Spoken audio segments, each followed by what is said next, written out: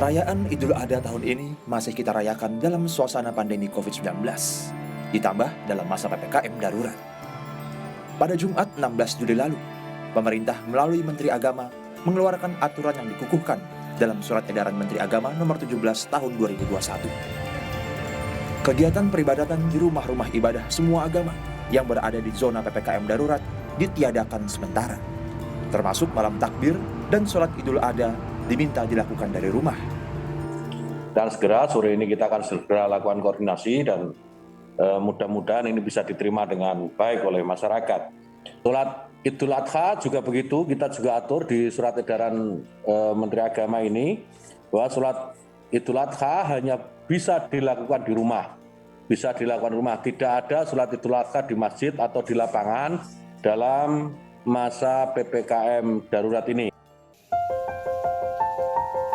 Koordinasi yang dilakukan pemerintah direspon senada oleh pengurus besar Nahdlatul Ulama yang mengimbau umat Islam untuk takbiran dan sholat Idul Adha dari rumah masing-masing. Di wilayah PPKM darurat, di zona merah dan orange, mari kita laksanakan sholat Idul Adha di rumah, berjamaah bersama keluarga, atau boleh juga dilakukan sendiri-sendiri. Semoga itu merupakan bagian dari kontribusi kita untuk mengurangi penyebaran COVID-19 dan dengan begitu dijadikan wasilah oleh Allah Subhanahu wa taala agar COVID-19 ini diangkat dari muka bumi dunia. Imbauan serupa juga disampaikan pengurus pusat Muhammadiyah melalui ketua umumnya Haidar Nasir. Imbauan dikeluarkan karena masih tingginya penularan COVID-19. Muhammadiyah mengajak agar kaum muslimin untuk beridul adha di rumah saja sebagai wujud dari melaksanakan ibadah sekaligus mencegah darurat COVID-19.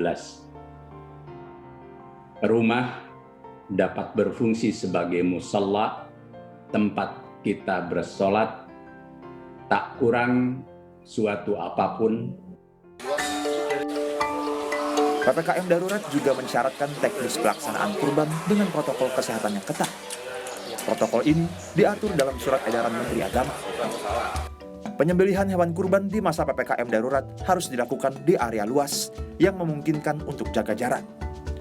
Kemudian, penyembelihan hanya dihadiri oleh petugas penyembelih, disaksikan oleh pihak yang berkurban.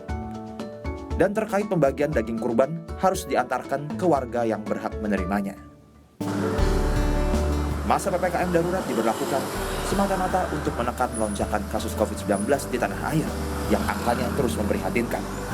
Pemerintah pun masih belum mengeluarkan keputusan terkait perpanjangan masa PPKM darurat. Saat ini kami sedang melakukan evaluasi terhadap apakah PPKM dengan jangka waktu dan apakah dibutuhkan perpanjangan lebih lanjut. Kami akan laporkan pada Bapak Presiden dan saya kira dalam 2-3 hari ke depan kita juga akan mengumumkan secara resmi. Perpanjangan masa PPKM darurat juga tengah menjadi polemik karena selain menyangkut keselamatan, PPKM darurat juga mempengaruhi ekonomi masyarakat. Dalam dialog dengan Sapa Pagi, Senin 19 Juli lalu, Bima Yudhistira, pakar ekonomi dari Serius, berpendapat masa PPKM darurat masih bisa diperpanjang 1 kali lagi. Maksimum itu 1 kali lagi. 1 kali lagi saja? Oh, kenapa? Okay. Karena kalau kita melihat kondisi saat ini dibandingkan dengan pada bulan Maret 2020, pada saat itu pelaku usaha mau menengah, mau besar, mau kecil, itu masih memiliki simpanan, masih memiliki cash flow. Itu masyarakat. Nah, kondisi sekarang yang harus diantisipasi adalah ketika simpanan masyarakat pun juga sudah banyak berkurang, khususnya menengah ke bawah, tidak sedikit pelaku usaha yang harus menggadaikan asetnya, menggadaikan mesin produksinya, dan juga bahkan kalau tidak ada lagi mesin produksi yang digadaikan atau aset yang dijual, mereka masuk dalam proses kepailitan.